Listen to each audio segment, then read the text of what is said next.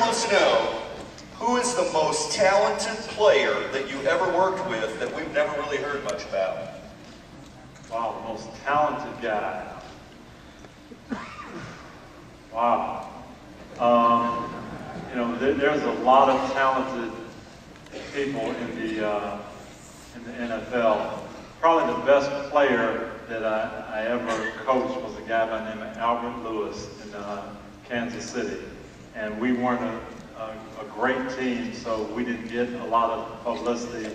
But Albert was a tremendous player, fast, big, very competitive, and he was probably the best non-famous player that I ever coached. Yeah, good answer. Hey, we have, I know this guy, Josh Gillum. Where's Josh? There he is. This is kind of, it's almost looks planned because Josh is on the rock board. So this is his question. Who has had the most influence on you with regard to your faith and ministry? The most influence was, in regard to my faith, probably two people. I was kind of a guy who was really focused on athletics and academics when I was in college. And I had been saved as a Christian as a young person, but wasn't really growing in college. And I got to the NFL, and my roommate with the Pittsburgh Steelers was a guy named Donnie Shell, who was an on-fire Christian who, when I got there and they put me in the room with him, he just showed me what being a Christian man was all about. And that was really the most important thing.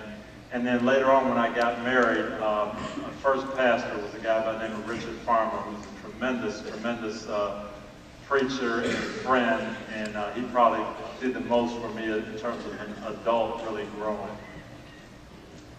Tony, the next question comes from Brent Falcone. Brent, where are you at, bud? He's left the building, okay? But his question is, we know you weren't a yeller and screamer as coach. Did you allow your assistant coaches to yell and scream? Good question. I did.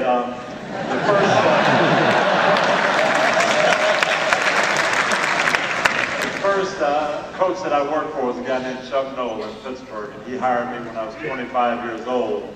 And you know, I'm a 25-year-old just starting out in coaching. He had some older guys. He had some guys who were very tough, some guys who were quiet. And I asked him one time, I said, you know, what do you look for? And he said, well, I don't want everyone who's just like me. I think it's important because the guys that I can't reach, I need somebody else on the staff who can reach them. So I'm not going to hire 9 people who are just like me. And I always remember that. And as quiet as I am, I needed a few guys to yell at the players. So I had some yellers on the staff.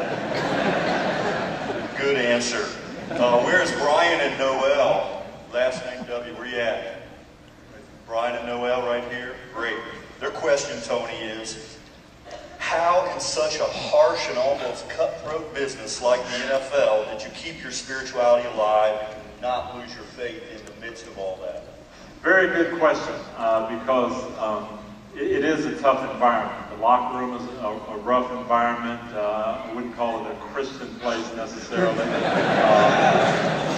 And it's a business where it pretty much is based on results. And you win enough games, you keep your job. You don't win enough games, you lose your job. But for me, having those outlets, having a Bible study on Wednesday night at the church, and a great church to go to was number one. When I got to be the boss and the head coach, and I could hire the staff, hiring some Christian guys who I knew would support me, and then we build each other up, that was important. But early in my career, when I didn't necessarily have that on the staff, finding people to be around and relate to and fellowship with, and spending enough time away from work that I wasn't in the same environment that I was at work, but finding that Christian environment, that was really important.